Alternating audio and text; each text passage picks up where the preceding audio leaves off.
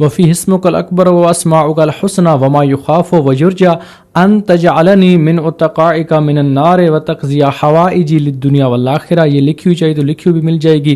یہ دعا پڑھنے کے بعد آپ نے اس کے بعد اپنی حاجت طلب کرنی ہے خداوند عالم سے. اس کے بعد آپ نے قرآن کو سر پہ رکھ لینا ہے. قرآن کو سر پہ رکھ کے آپ نے ایک چھوٹی سی اور دعا پڑھنی ہے. اس کے بعد آپ نے 10 مرتبہ کہنا ہے بے محمد بے علی، یعنی کہ ہر دم معصومین علیہم السلام کے نام آپ نے 10 بار لینے ہیں.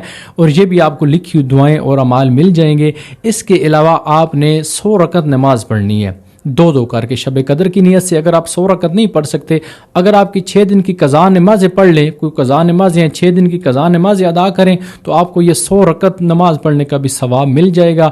اور اس کے بعد دعائے جوشن کبیر کی تلاوت کریں، دعائے کمیل کی تلاوت کریں، 1000 مرتبہ سورہ انا انزلناہ فی لیلۃ القدر اس سورہ کی تلاوت کریں.